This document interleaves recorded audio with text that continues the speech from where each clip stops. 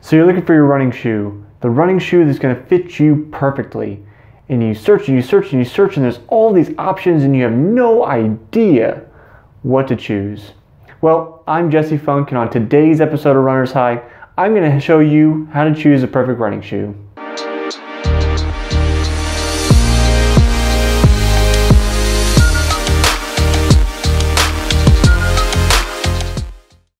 If you've watched some of my other videos, you know I've been a competitive runner and triathlete for almost 20 years now.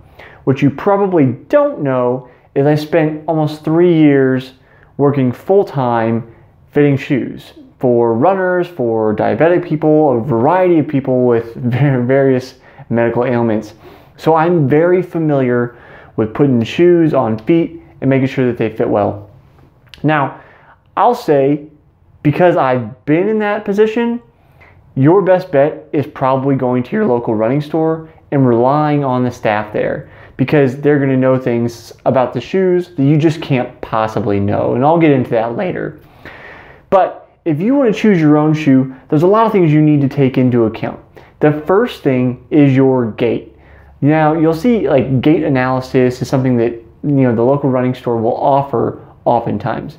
And sometimes they'll just watch you walk, sometimes they'll watch you run on a treadmill, sometimes they'll play it back on video. Somebody that's been doing it quite a while, they'll notice pretty quickly what's going on. And there's basically 3 basic positions that's going on with your foot. A neutral position, which is where your foot rolls forward with very slight amount of pronation, that's inward movement. A pronating foot, which is like a large amount of collapse towards the inside, and then supinating feet, which roll to the outside. And each of them has a particular shoe typically associated with it. On top of knowing that gait that you have, which dictates, okay, if you overpronate, you might need a stability shoe, which I'll cover in another video. Or if you have a kind of a neutral gait, a neutral shoe, or a supinating gait, then you might need a different kind of stability shoe with more posting to the outside. Again, I'll cover those specifics of what those shoes are in another video. But the other thing to take into account is, what's your foot shape? What is your foot shaped like? Not all shoes are constructed on the same, what's called a last. A last is the shape of the model foot that they use for a particular shoe or shoe series. Now, a good example of this, I worked at a New Balance store. So New Balance is known for what's referred to as the SL2 last, which is a narrower heel and a wide toe box. That's the front of the shoe. The problem, and this is where I say, relying on your local running store is a big deal, is that the SL2 varied between shoes. So this model maybe has an SL2 and that model has an SL2, but how they fit and the intricacies of each shoe is going to be slightly different. And the people that are working in those stores that can see the differences between all these shoes and all the different last shapes, those are what's going to help you get probably the best fit based on your feedback. You put a shoe on, you say, it's a little tight here, and they feel the shoe and say, oh, okay, I think maybe this shoe will fit a little bit better. So knowing that your foot is shaped a particular way, you know that you need a particular shaped shoe. If you have bunions, or you have a wider forefoot, then something like the SL2 that I mentioned with that wider toe box is going to be a good option. Asics is also known for making a lot of lasts with a wider toe box. Now, keep in mind, I'm a big fan of being brand agnostic. You need to find the shoe that works for you. So this is something that happened often when people came into the New Balance store. I don't know whether the owners liked that I said this, but people would say, okay, tell me why New Balance is the best shoe. And I would say, well, they're not. They make good shoes. There are other companies that make good shoes.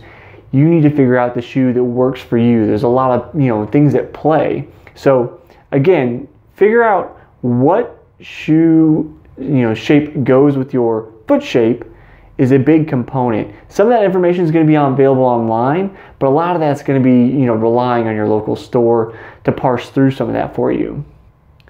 The next biggest thing to take into consideration is, what's the purpose of your shoe? What are you using it for? I'm not going to use the same shoe to train in that I'm going to race in. And those even have variations in that I typically train on the road or a, I'll say mild gravel trail. It's more like chat or track. So I have a pretty typical running shoe, whereas somebody that is on the trails all the time, very rugged terrain, may need something with a more rugged outsole, which is like the bottom part is going to be a little chunkier and be able to deal with some of those rougher terrains without pushing through all the texture of the shoe into your foot. And when I go race, I'm going to be taking a different kind of shoe than what I train in. Typically for me, it's something lighter, a little bit more snug, and not going to carry the weight that a training shoe would. So once you figure out the purpose of your shoe, you can kind of figure out, okay, this is the category of shoes that I need to look at. And it could be a matter of the shoe I use. Like I said, I could take it on the trails. I'm on the trails so often, not real often, so I don't necessarily need a dedicated trail running shoe. And you have to figure out your own purpose. What do you do most often? And that's going to help you figure out what style of shoe to go to from there. Here's the big one. And this was probably the biggest point of contention when I saw people that came in and asked me to help them. And that's shoe size. So many people get this wrong, and it makes such a big difference. You can get printouts online as long as you're sure that they're printed to scale to measure your shoe size, but the best way to go is to use a branding device, the typical shoe measuring device you've seen everywhere. Step into it, heel goes to the back, and then you measure up to where your toe is. Now, keep in mind, whatever that number is, so say you come up to a 10 on the device. Well, you don't want a 10 shoe. A 10 shoe actually means that it's going to be right at the end of your toe.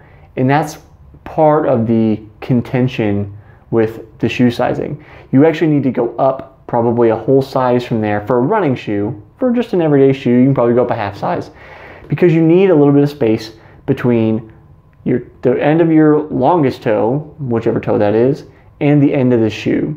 The reason, especially with running shoes, is that as you exercise, your feet swell. You need extra room within the shoe for your feet to expand. When you don't have that, you can end up with a various amount of ailments. The most common one, especially among runners, is that you lose toenails. They get blood under them from being, repeatedly beat against the front of the shoe and then eventually fall off. You can also get hammer toes and other ailments. But this is a big psychological hurdle for a lot of people that I saw. And I don't mean to pick on the women, but it was often women. There's something about size 6 that women wanted to wear, and often maybe they would really need to be in a size 8. And there's some big psychological difference between 6 and 8. But the deal is that each shoe size, and we're talking about American sizing, each shoe size is only 1/3 of an inch. It's a very, very small increment.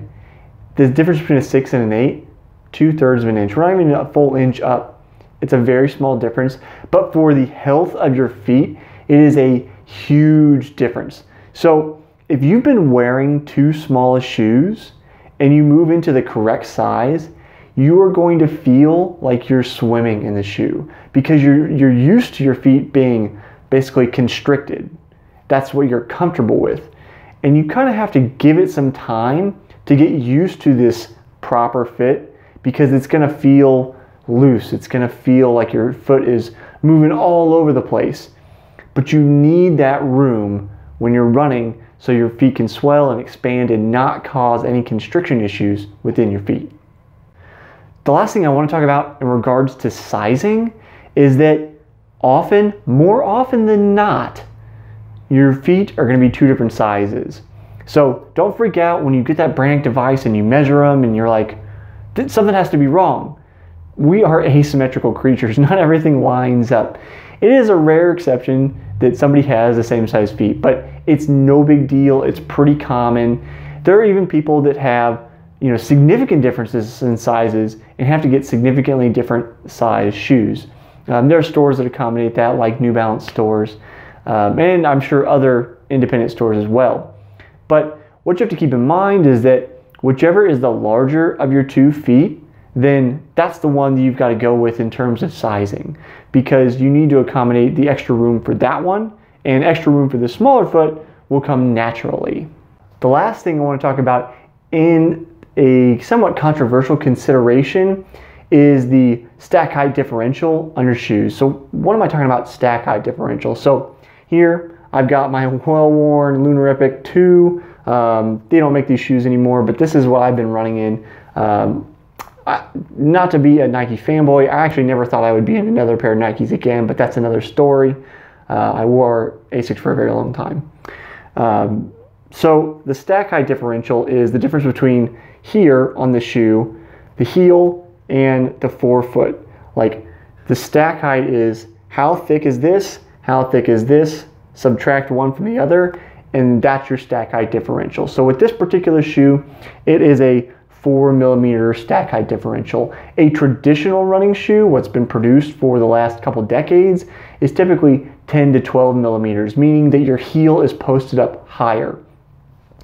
This gets into running form and running critique and somewhat of, like I said, controversy in terms of can you run with good form with the large stack height differential, and I'm not going to make that decision for you. I personally like the 4mm stack height differential because I feel that I can have a more natural gait with it, closer to the kind of gait I have when I'm barefoot, though I don't personally advocate running barefoot all the time. But that's something to take into consideration. And again, you can find that information online. A lot of manufacturers will say, okay, these are the stack heights. They won't say this is stack height differential, but you can look at the stack heights, do the math yourself, what's the difference between them two, and see, okay, now this shoe has the 10, the 12, whatever I'm after. I will say, if you want to go from a 10 or 12mm stack height, a traditional shoe, towards the 4mm, it's probably good to do a progression and try to find a series of shoes that go from 10 or 12 down to 8, down to 4. There are 0mm shoes, but often those go in the minimalist category, and those are not for everybody, again, in my opinion. So what else do you need to know about how to choose a running shoe? I'm sure I've heard it and just didn't remember to include it in this episode. Leave it in the comments below. Let me know, what do you want to know about how to choose a running shoe? I'll see you next time on the next episode of Runner's High.